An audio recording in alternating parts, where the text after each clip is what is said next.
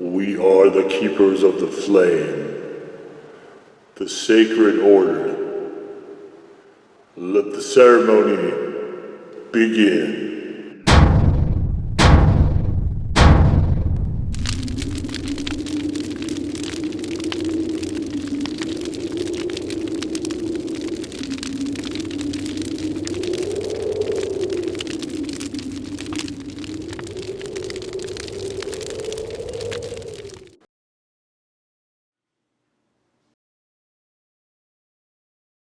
And today, Faithful Acolytes, we take a look at this.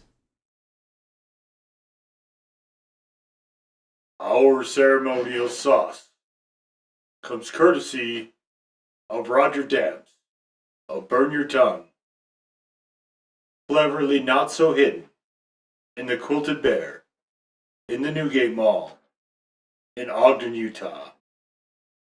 We raise our flames to Roger.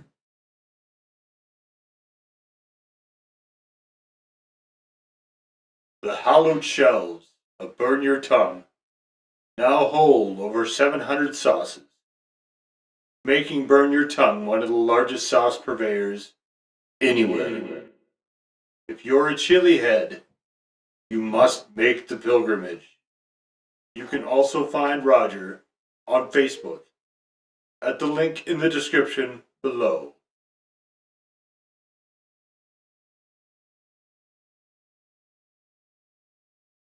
And what this is from HAB sauce, it is the chocolate habanero honey. And like a lot of sauce companies, we have an entry here. Actually, I think they have more than one. Into the hot honey side of things. There may be a hot syrup. You can stay tuned to the hot honeys and syrup playlist, which is right here on the youtubes.com, where all that stuff will reside if I find such a thing. This is wild. So we have a skull, this gigantic skull here. And then I guess these are flowers growing out of it, out of its nasal cavity here. And there's a sort of exaggerated bee. I don't think bees have quite that long legs proportionally, but it's very cool. The artwork of the HAB sauce is always cool to look at. Definitely, they spend some time with that. Good on them. Art, and I mean, sauces to a degree can be art, but definitely the artwork on the label here is pretty intense. I don't see anything referencing chocolate HABs though on there, which is kind of interesting. Shake to activate. What does that mean? Why is there a shake to activate for a honey? Well, what are we getting into here? Let's look at the ingredients. Orange blossom honey, chocolate halves, vinegar, lemon juice, and sea salt. What do we mean by shake to activate? What the hell? I don't know what that means. Well, let's open it.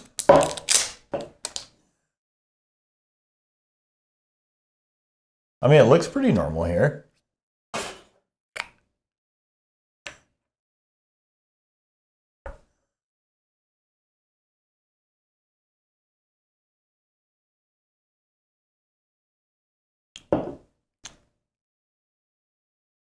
I do like me some orange blossom honey. I do.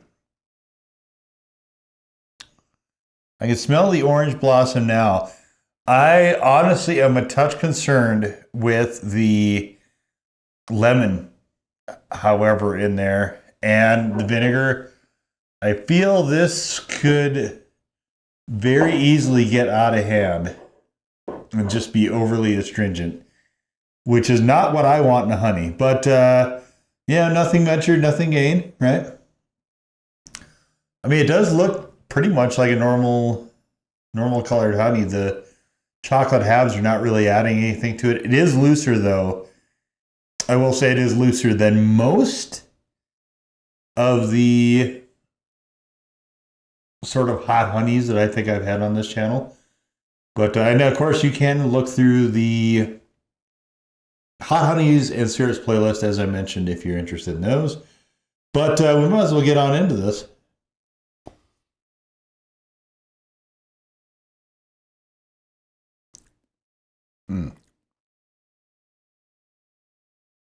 Oh, oh, oh. I don't think I like what's going on here. We have a lot of bitterness, a lot of astringency, to be sure. There's a lot of bitterness in this. I'll give this a legit one. It definitely, the chocolate HABs are definitely providing some punch there. But I don't know what this is meant to be. I don't understand what we're doing here. We're drifting too far away from honey here. I'll just be as blatantly honest as always. This is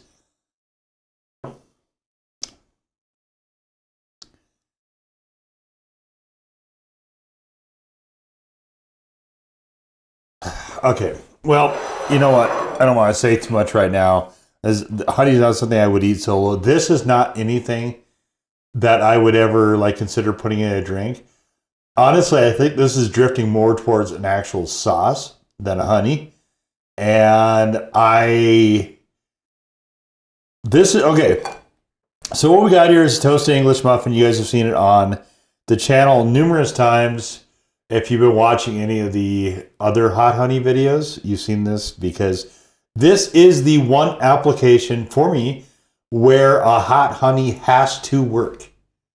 It must work in a peanut butter and honey English muffin setting. So this is a Franz original English muffin. And we've just got some nice Kroger store brand creamy peanut butter here. And this has to work here because this is the main reason that I get hot honeys. This is the main reason I keep honey on hand, period. And if it doesn't work here, this whatever the honey product is really has much lower value to me. This is so runny. This is a bust, I think. I'm not getting good, happy, solid vibes out of this. Man, why are we doing this to honey? Like orange blossom honey, I think is quite good. I like orange blossom honey a lot.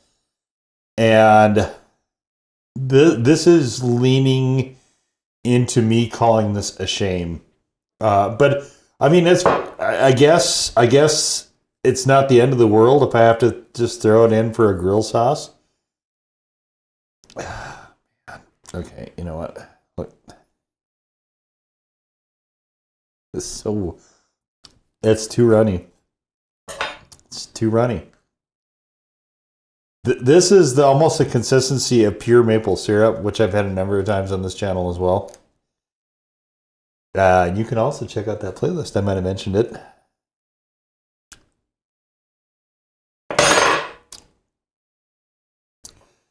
This is what I have a lot. Sometimes with, from a breakfast. Well, we're just talking here. Just casual, right? Just casual here. Just casual, we're just hanging out. But what I have for breakfast a lot of times, sometimes without a protein shake, is a peanut butter and honey. Sometimes a peanut butter and pickle. I know. Sorry if you're all clicking off right now. Sometimes I'll have peanut butter and pickle muffin as well. I don't usually, Matt, that might be one of the things I have to start moving to on this channel is some hot jellies. If I can find any. Hot jellies are a really mixed bag for me because I don't really like jelly. But maybe that's a thing. I mean, I've done a lot of these hot honeys. And usually I will also have a cup of a Greek yogurt of some kind. So one of those three things, sometimes all three of those things, sometimes I mix and match, but that is generally how my breakfasts go. And this has to work in that setting.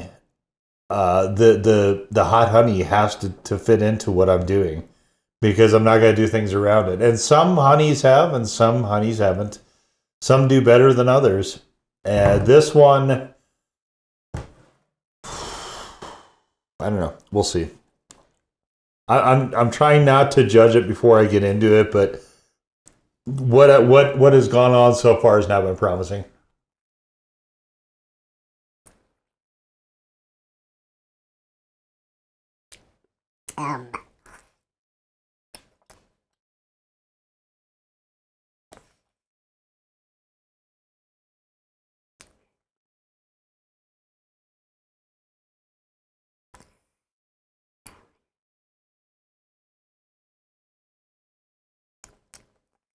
This is kind of what I was afraid of.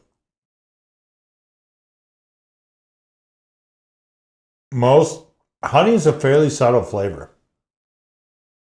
Lemon juice is not. Vinegar is not. And when you start punching those things in a honey, I think you've got to do it really judiciously if you actually want to retain a honey.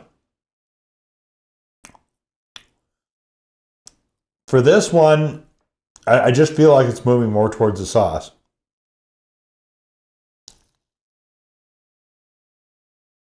Yeah. So there's a thing that a friend of mine used to make whenever he felt sick or had a cold or something like that, and he wanted to. Sometimes you have trouble sleeping when that's going on, and he would make a thing with, this is warm, with honey, lemon, usually a Scotch whiskey, and some grated ginger, and he would have that drink. This would fit in really well to that, honestly. But even with that, other stuff I mentioned to you, you still had to be, if you wanted to have a honey flavor, you still had to be somewhat careful not to override that flavor.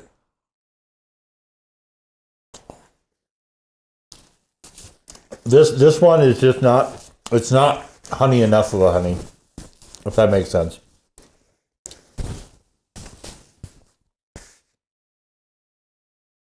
And it's very clearly not being marketed as a hot sauce.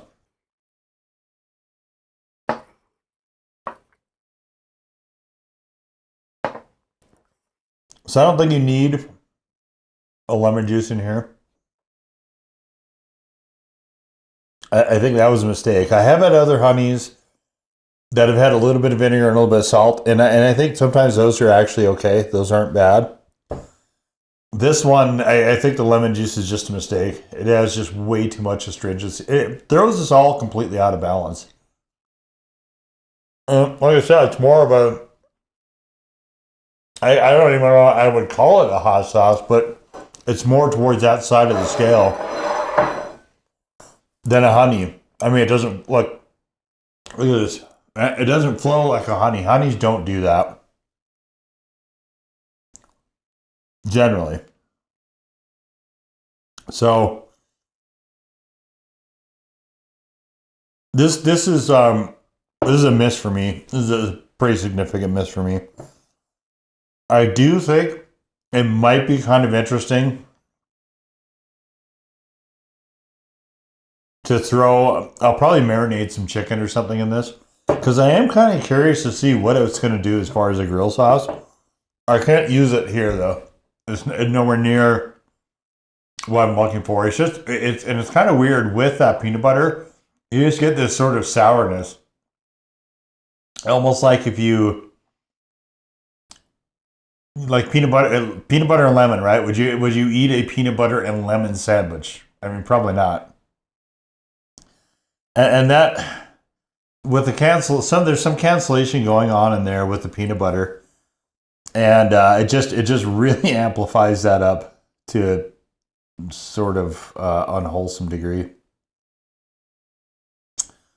So I do appreciate the effort. I mean, I appreciate the attempt. Chocolate HABs, I don't think generally are used enough. I don't see them as frequently is it might be kind of cool to see them. I don't understand the motivation, I guess, for doing this. Like, what are we trying to make? A drink, a mixer, a hot sauce? I mean, whatever else it is, it fails at being a honey, I guess, is the only way I can really put it. So, flavor wise, in the right setting, I think it could be okay. They're horrible. And I don't think I would want to have it on like chicken strips either, just because it is, the expectation is one thing, but this is really honestly kind of confusing.